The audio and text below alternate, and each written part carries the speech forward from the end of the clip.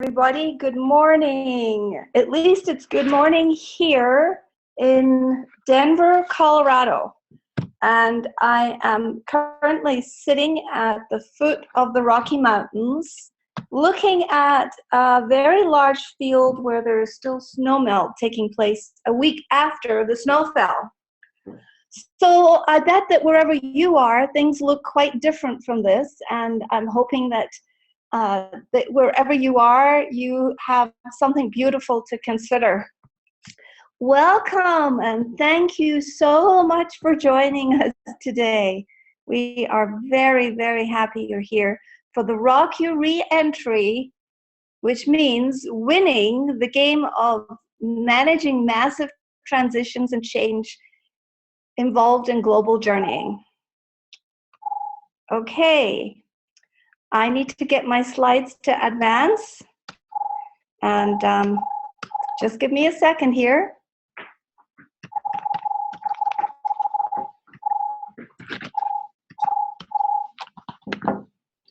Okay, so use this. All right. You can use that now.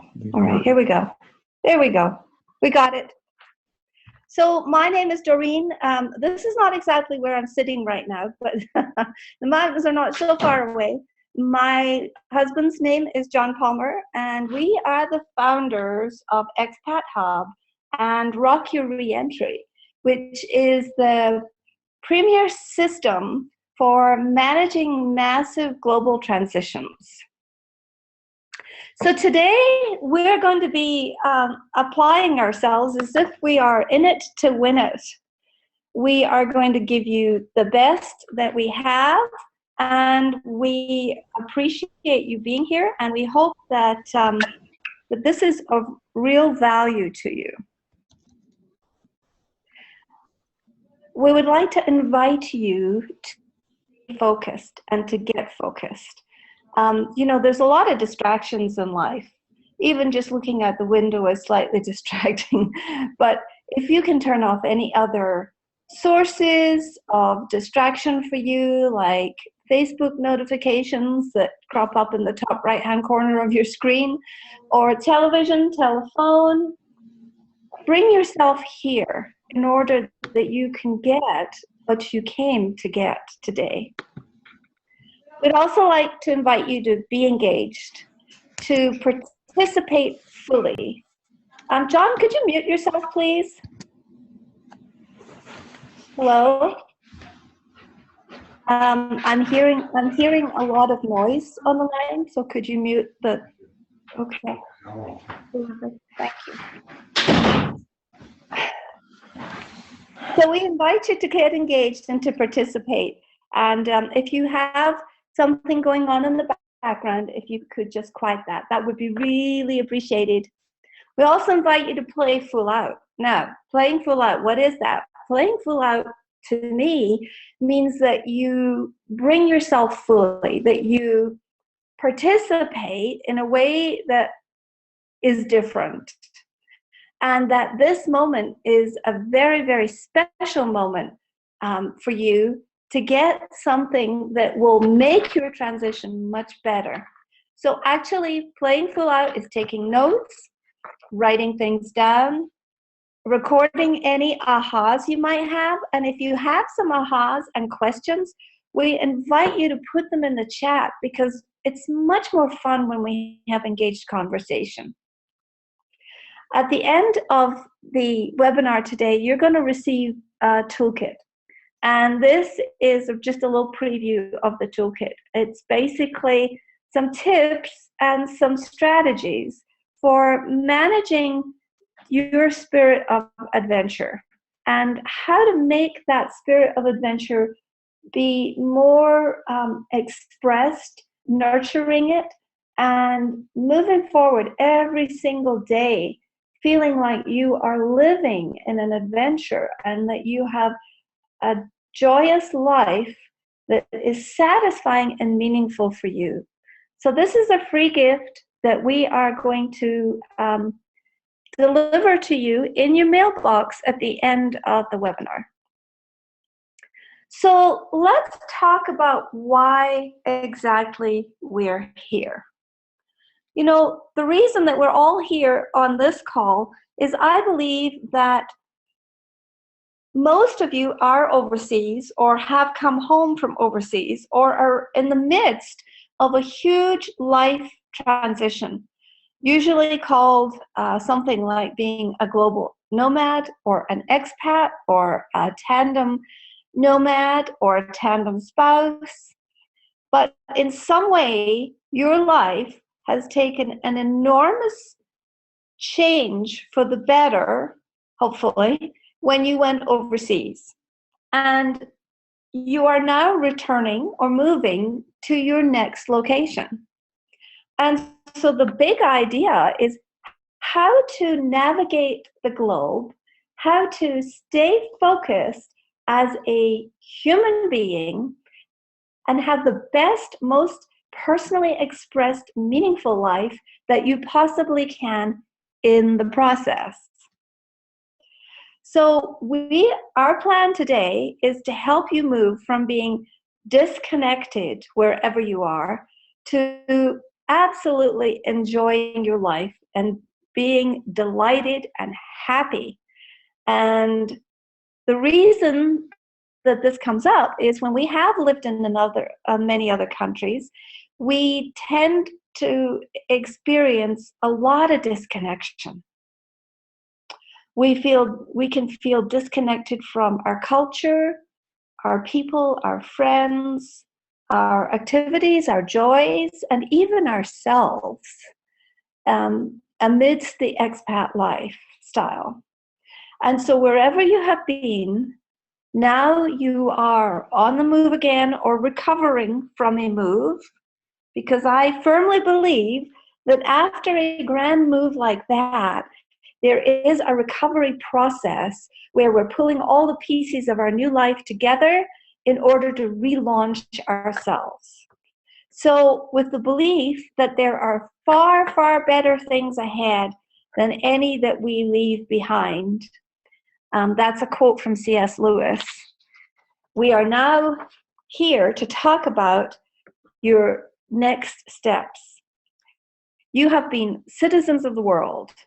Perhaps you've lived in more than one continent, perhaps you've lived in several countries, perhaps you've just moved once or nevertheless, it creates a disruption in your life experience that is jarring and often disconnecting. And you're moving from basically feeling like you're a global expat, you're part of the global heart, that you feel connected to humanity in a way that you don't experience when you are located in one country and identify with only that one country. And you have moved to a new location or are about to and are going through that process of where the heck am I? You get the sense that your world has been turned upside down. You may not understand the language. You may be limited in the language. You are juggling all sorts of cultural effects that are impacting who you are and who you want to be. So essentially, this is the period where you're feeling, where the heck am I? What on earth have I done? Perhaps you have lived in a very exotic country or a very, very different environment to the environment you find yourself in. And when you move back, there's this sense of life is dialed down to its most simplistic, boring, and uninspiring moments. And that you are now faced with a lot of very boring details that you're not excited about. So we're going to help you pull the curtain back today of exactly how to re-engage your passion, how to re-engage your love of life, how to move yourself from a state of reminiscing to reinvention. So part of the process for almost everyone that we have interviewed or read or talked about is that there is loss and grief involved in every major move. There is also the sense in these international and global moves, especially if you are a trailing spouse or if you're about to become a trailing spouse, of, well, exactly who am I? And there needs to be a bit of reevaluation of our identity, of exactly who we are going to be in the new experience. Oftentimes, anxiety and stress goes along with it. Now, I am speaking to you this morning from Denver, Colorado, and we have just this morning, about 2 hours ago, delivered our third culture kid who grew up in Asia and Japan and in the Middle East. We just took her to the station for her to take the train to get on the plane to fly back to London. And was there anxiety and stress at the last minute? Oh, yes. Things get misplaced. There was technical challenges. There is usually anxiety and stress in big moves, either right before you go or right after you arrive. Not everything goes perfectly smoothly. However, there are ways to manage that and to breathe into it and to absolutely knock it out of the park into a greater level of enjoyment and freedom when you know that you'll be faced with challenges and that you navigate them anyway. So handling that anxiety and stress that comes from big global international moves where you're moving belongings, children, all the pieces of your life. So last year we did a study, and this is the results of the study, that 71% of people who participated would describe their biggest pain as missing their friends, that they have a sense of loss because that familiarity and that super expat support system is no longer in place. Or perhaps you're leaving to go to a different location, or you've come home and discovered that your friends have moved, your family's moved on, and there's great, deep missing your friends, and we acknowledge that. 23% of people actually describe themselves as being homesick. Now, that homesickness is a multi-directional piece, because often it can be homesick for the foreign experience that you left, or it's homesick for the country or the land that you left maybe 3 years ago, 5 years ago, and it's really tough to navigate both any kind of homesickness. So perhaps you're missing your family and your friends have moved on, they have new activities, they've actually physically relocated, and nothing looks the same. So it is entirely normal and possible to feel homesick for two different places at the same time, both the country you have just left and the idea of the country you thought you were returning to. Because every single moment in this life is a new and precious and different moment. And nothing is common except change. And when we come back to our native countries, sometimes we don't recognize them because so much has changed. 38% of us admitted or agreed that they were feeling overwhelmed. Now, the overwhelm can come in many different forms from many different sources. It can come from the physical move and the environmental stresses that you are now juggling. It can come through relationships and perhaps moving children, putting them in new schools. Or it can come through career, where you're starting a new job or a brand new career, or you're moving offices, or all the myriad of choices that happen. The logistics of moving internationally can be an enormous sense of overwhelm. Remembering where your makeup brushes are, or whether you packed them in the shipment that was to come with you or the shipment that was to stay behind. All of those things can bring a sense of overwhelm. Finally, 21% of people were concerned about financial uncertainty. Now, this is not related just to a sense of lack and limitation, but it's actually related to figuring out what the value is on the money that you to save or earn in the future, or that you currently have. If you are juggling international currencies, walking around with 4 different countries' notes in your wallet, you tend to have a different worldview about money and finances than you do if you are working with just one single currency. And finding your sense of value. I remember going to Japan and going into the bakery and thinking, now how much does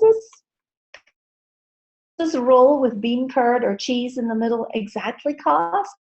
And being overwhelmed just by the challenges of the yen moving during the time we were there, because during the 2 years we were in Japan, the yen was devalued tremendously and then revalued. So getting a handle on your money and the value of things and what you want to pay and what you should be paying is a huge piece of reorienting yourself in your new place. So this chart is from Barker way back in 1990, but it is very common to most of us. Reentry is basically going back to a place that you called home, whether it's a country, a city, maybe it's a physical, mental, or an emotional transition from living and traveling abroad back to a place that you've lived before. But there tends to be a pattern that forms. So that pattern is moving from the short term down to, it's very difficult to read this now. There tends to be a drop. There tends to be challenges, and you're unhappy, and you're not connected, and all of those make you feel uncertain, and then you come back to a place of normality, and then it happens again. This is perfectly normal. So I'd just like to take a break here, if you don't mind. And I'd love to know who you are, where you're from. I'd love to get to know you so that we can have a more engaging experience. John, if you can show me some of the chat, that would be really appreciated, if there's any chat. Where you're going to, where you're coming from, and what your biggest challenges are. Okay, moving forward. So I'll just tell you briefly a little bit of our story. We are both, I wouldn't say chronic expats, but let's just say experienced expats. I grew up in Glasgow, moved to London, and in my 20s, worked for the British Foreign Office in government, and was transferred to Cameroon, West Africa, then Dubai in the Middle East. And finally, John although he was born in the States, he immediately almost moved to Miho Air Force Base in Japan.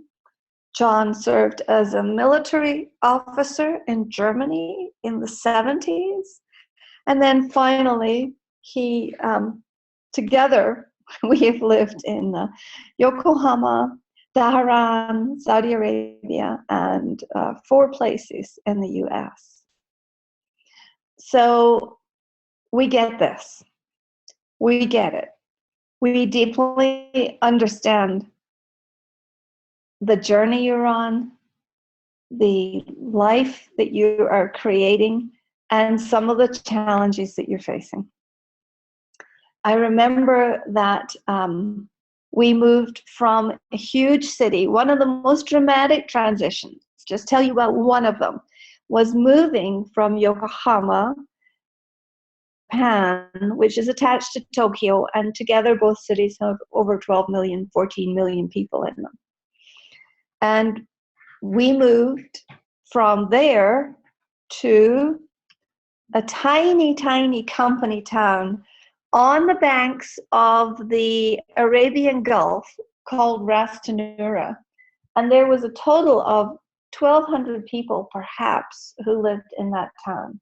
Now, to go from 12 million to 1,200 was absolutely shocking to my system. I felt like I had been dropped in the center of the moon, and as if there was no one else around. And one day the security officer, not sure whether I was not dressed appropriately because we had dress considerations living in Saudi Arabia, but one day the security officer followed me in his truck all the way from my house to the gym. And I was thinking, do they not have anything else to do around here? Is he bored? Am I not dressed correctly? It was a very strange time to wake up at 5 or 6 in the morning and get up and go for a walk on this beautiful resort-like beach, but be looking for all the people. That was one of the biggest, most shocking reverse culture shock experiences I ever had. And I will never, never, ever forget that moment of isolation, of loneliness, of loss and loss for anybody, people. Ultimately, we ended up living 15 years in the Camel Lane, currently writing the book, Life in the Camel Lane. And there were ups, there were downs, there were in-betweens, but ultimately it was the absolute best experience of my life, and I miss it deeply. We grew very, very fond of that lifestyle, of the people, and we got very attached to the land and to the ways of life in Arabia. So when we came back, this is kind of how we felt like we were parked, like we were airplanes and we were just parked on the tarmac of life. Now what were we supposed to do? And perhaps you're facing that. If you are about to move or have just moved, there is that moment when you go, oh my gosh, what have we done? What have I done? And how am I going to overcome this hurdle of moving forward? Well, I have to say, my big turning point and the aha for me was that when I moved back from Saudi Arabia to America, I had been very interested in self-improvement, personal development, and positive psychology. I'd studied positive thinking since about 1983. I had studied change management and personal development in many, many different arenas in Japan, in Hawaii, in America. And then I had finally taught some of these strategies when I was living in Saudi. And when I moved back to the States, while I was in the midst of transitioning to this fabulous country called America, there were many things that were not to my taste. There were many experiences, people, food, the things that I longed for that I missed. And the turning point was that, no matter where we are, we can create a global life. You can actually reinvent yourself as a global citizen, no matter where you are. by embracing the global heart and getting in touch with what you really, really would like from the experience. So my turning point in this transition back to America was challenging in some ways, but in other ways, it went absolutely as smooth as cutting through sweet, soft butter, because I was using some tools and some skills that I had learned during the personal development journeys I had been on. So our turning point actually involved more transitions. And I was very, we welcomed more transitions. We weren't quite ready to stop being on the merry-go-round on the international lifestyle. We moved to Houston from our home up in the Pacific Northwest, which is the top left-hand corner of America, all the way down to almost the bottom right-hand corner of the States. And for a while, we were juggling those two lifestyles and those two environments. Very, very difficult. And ultimately, we ended up settling here in Colorado. Now, when I say settle, I don't mean settling and becoming programmed by all the environment, the experience, and the thinking around us here. Because I don't believe that settling is something we should ever do. I believe that we should become rooted and grounded, but if you want to thrive and grow and develop, then the best thing to do is to keep living your life as if it is a grand adventure, and to support yourself in moving forward into a grand adventure. So settling without settling for less. Now let's identify all the pieces of this puzzle that's involved, and let's zoom back out again and take a look at how you've ended up in this circumstance and what you might want to change. You know, moving from reminiscing to reinventing a new future with great ideas, with the sense of adventure that may look quite different, and yet it's still an adventure. To organize thinking, instead of being overwhelmed and not planned and discombobulated, to thinking in a very positive perspective, but also to have some organized planning and goal setting and vision building built into it. And also taking creative action. It's not who you are in the circumstances you find yourselves in, it's what can you do with them. How to be creative and take that paintbrush and paint on the canvas of your life, making different choices, choosing different friends, perhaps changing careers, all of this. And ultimately, welcome slides here, to make yourself welcome and make your new life welcome. You know, the elephants in Africa have certain watering holes that they cycle through. And I believe that as global citizens, there are certain places that we resonate with. And it's really important to continue to visit those places, to resonate with them in order to make your life whole and happier.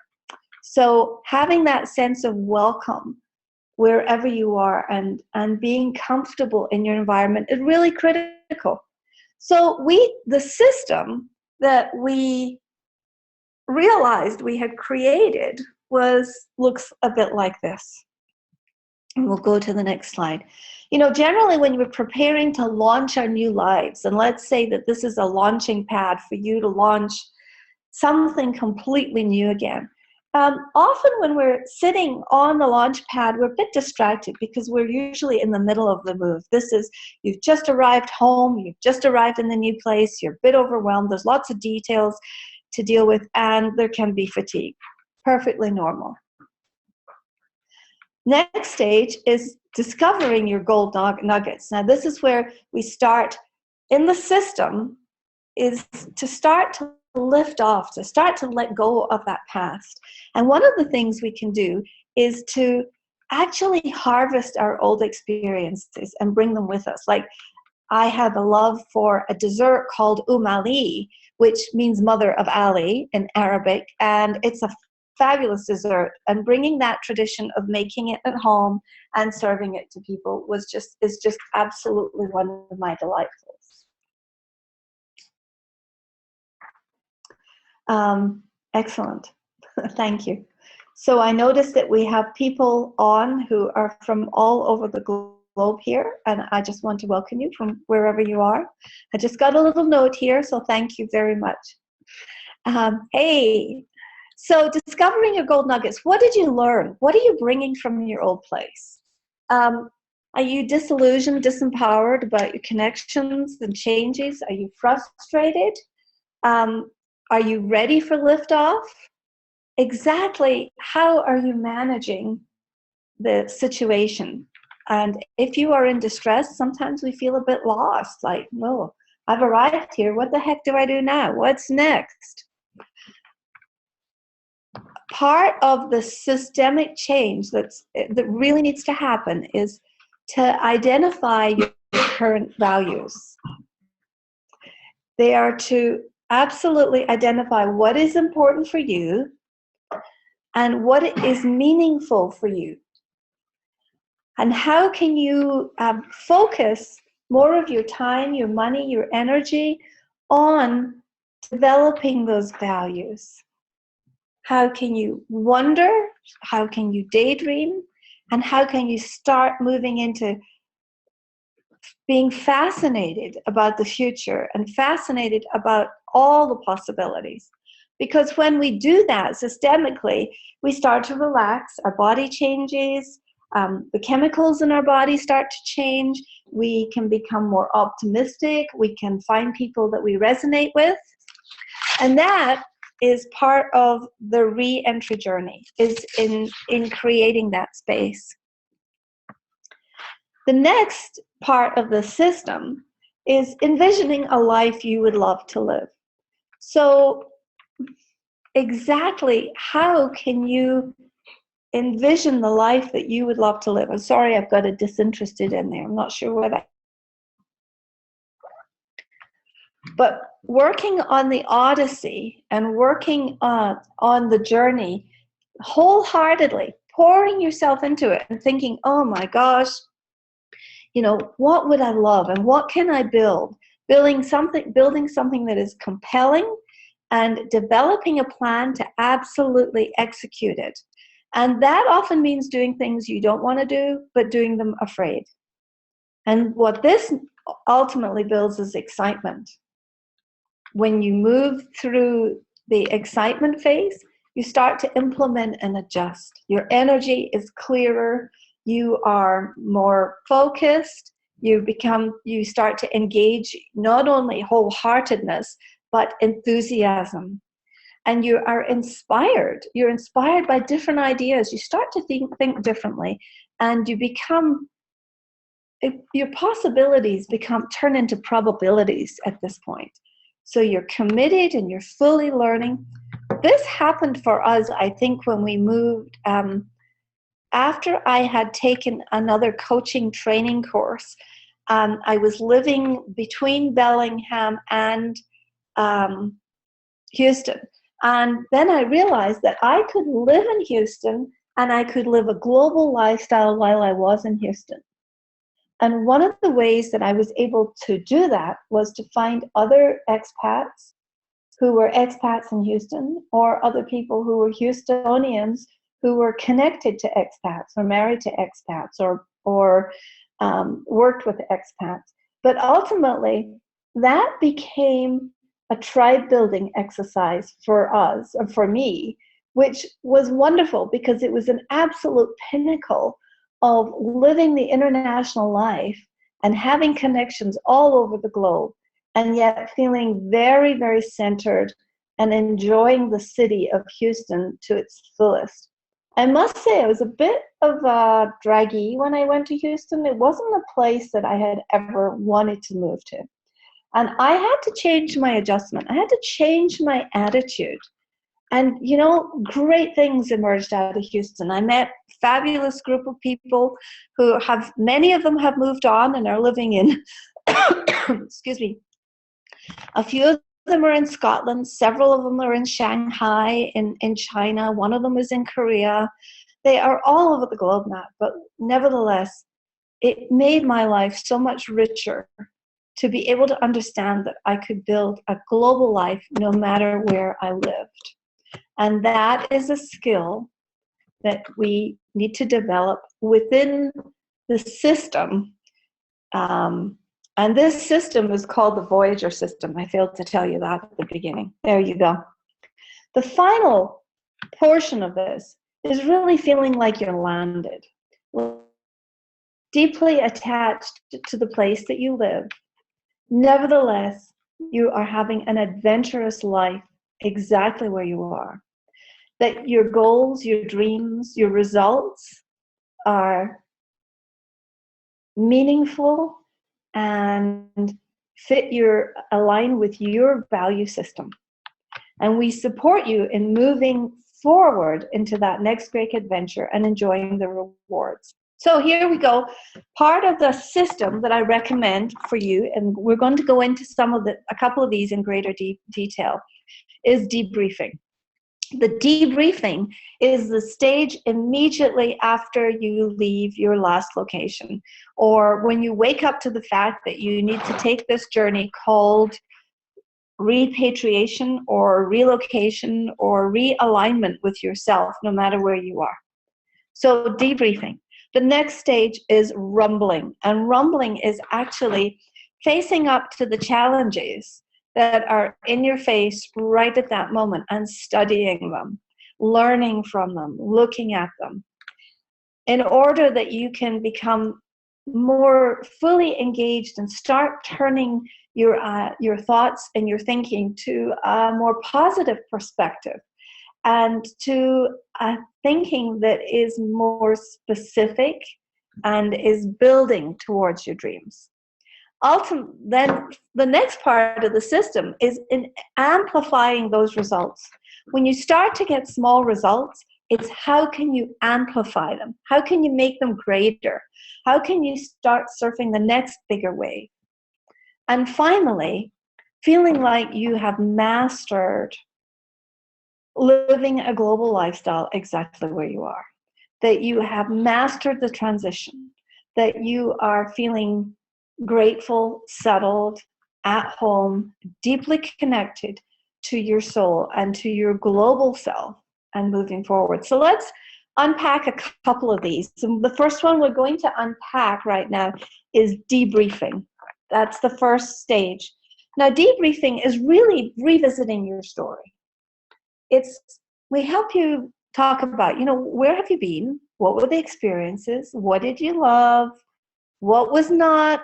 What were the things that were annoying? What were the gifts? And really looking at all the pieces of your story through 4 different prisms. And one is wealth, one is health and well-being, one is your time and money freedom. How are you spending your time?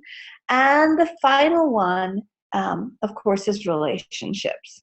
So mining for the gold nuggets is really looking at what was good and what did you bring back with you? What are you bringing from your past that you want to shine a spotlight on in the future in order to have the experience? Mining for the gold nuggets can take the form of journaling. It can take the form of doing picture books or putting together stories. It can be sharing your experience and finding a way to share it with others that is meaningful. Because one of the complaints that we hear constantly is that people just don't get us, that they don't understand where we've been. They don't understand our thinking.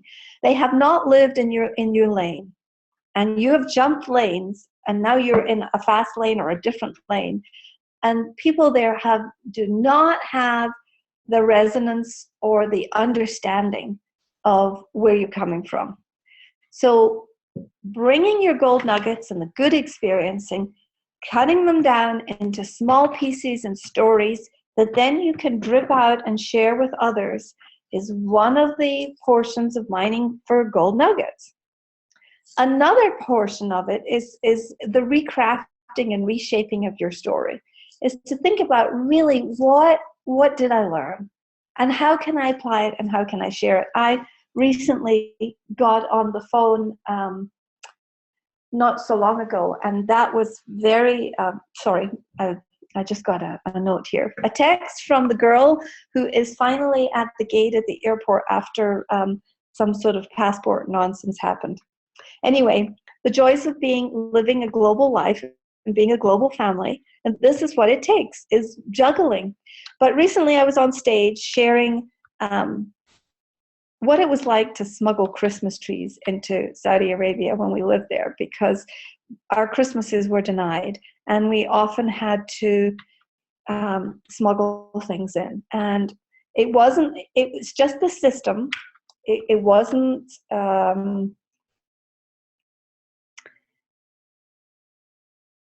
it was a really special time at Christmas time in Arabia, because we were not subject to a lot of the commercialism and all of the demands that we have here. We felt free to create our own traditions. Anyway, I was telling some stories about this, and sharing on stage some of those stories was very healing and very in a humorous way, and made me look at those gold nuggets quite differently. Re-editing your story is, how do you want to tell it, and what are you going to leave out and what are you going to include? Just exactly how would you love your legacy from living in those countries to look like? And finally, mastery. Let's talk about mastery. Mastery is where you get to the point where you want to be. It's would you love to live overseas? How would you love to live globally exactly where you are? So it's mastering your return. It's reflecting on all of these old systems, and it's ultimately relaunching yourself into how do you feel and what do you want to feel about your new situation. What do you want your legacy to be? And how can you share all the joy and the foreignness that you experienced when you were overseas? So mastery means you're on track for all those new goals, those new dreams that you want to create. So ultimately, the whole process of doing this is to help us make our unique difference in the world. Now, having lived as an expat overseas, you may understand that the feeling of having a global heart.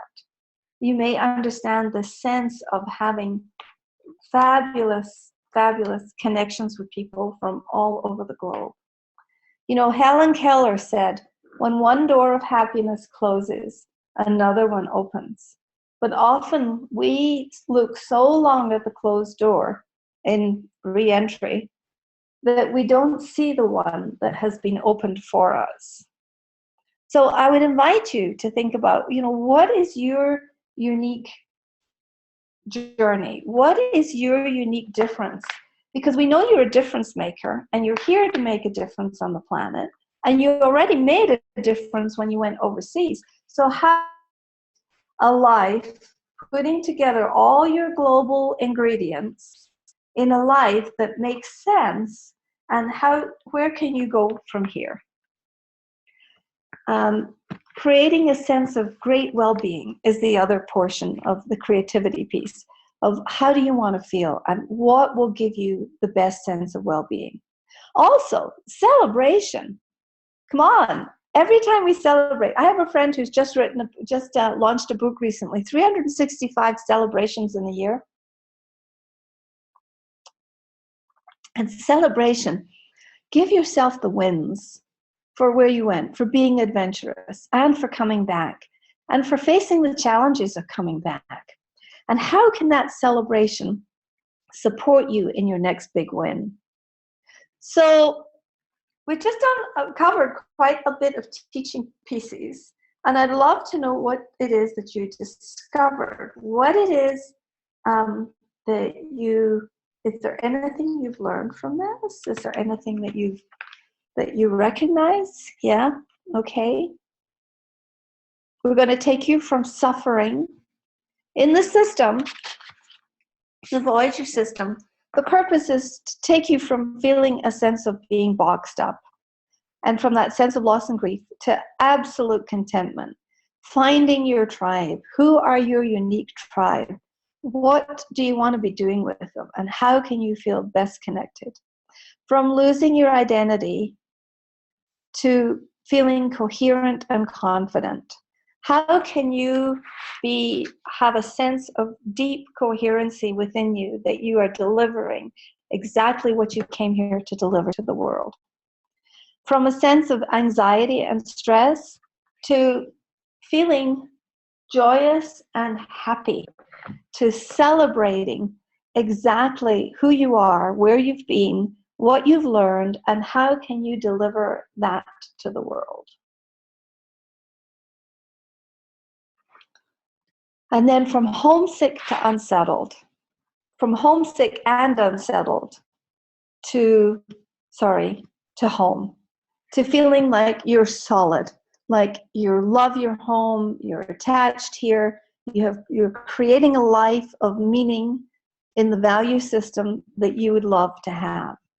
From being overwhelmed and threatened to being organized, feeling like you have a bit of a sense of control, bit of sense of ownership, and that your systems are going well.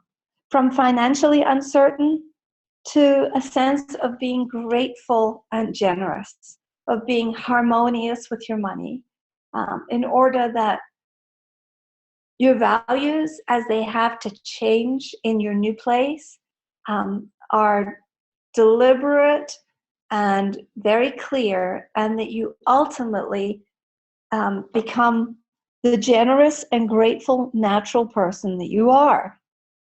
And ultimately to live your dream, whatever your dream is. How many times do you want to go overseas? Do you ever want to go overseas? If you want to discover so much of America. When we talk to my daughter who lives in London about all of her great adventures, she has quite the list in front of her right now of places she'd love to see. But many of those places are actually back home in the Americas, North America and South America. So what exactly is your dream? And how do you get to live that dream? So the Voyager program is a system that actually takes you through debriefing,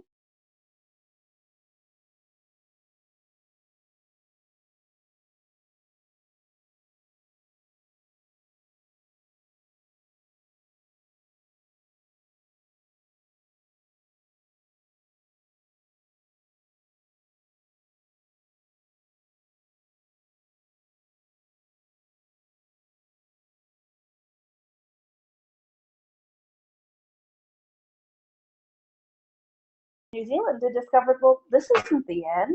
We're not quite ready. We're really not ready to retire or rewire. We want to move on to yet another adventure.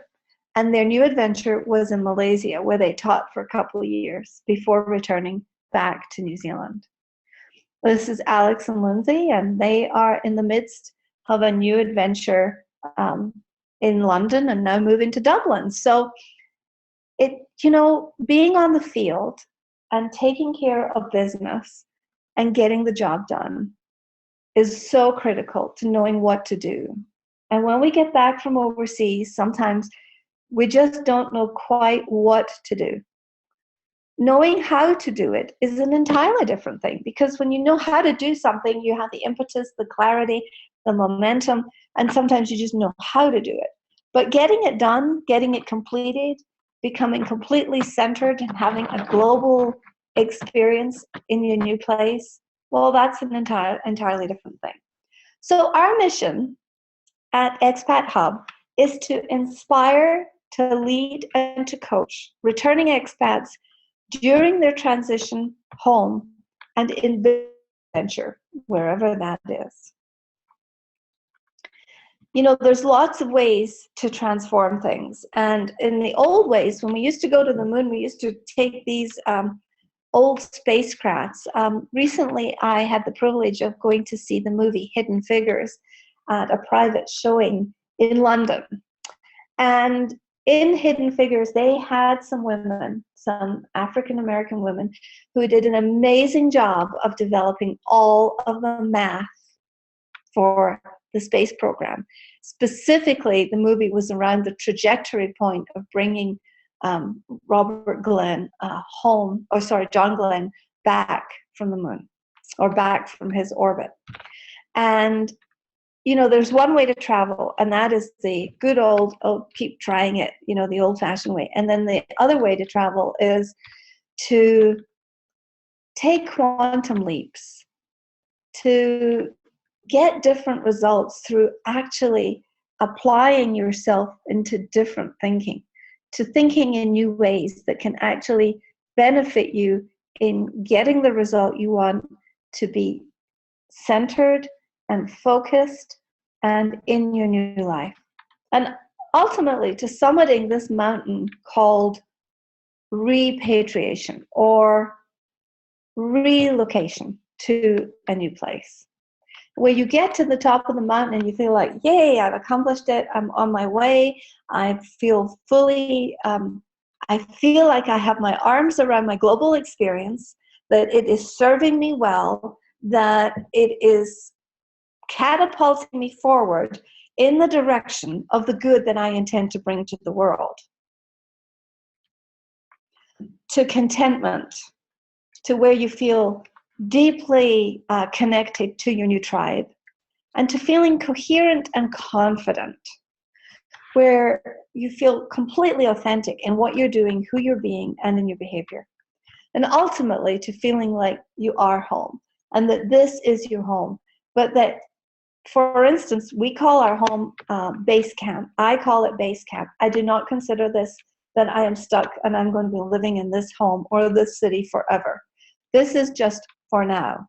And it is base camp, and I will always be the global citizen who will go out and make a difference in my own way in the world. And you can too. And that's why you're here today, is to get to that point where you embrace your global while you're living your local system.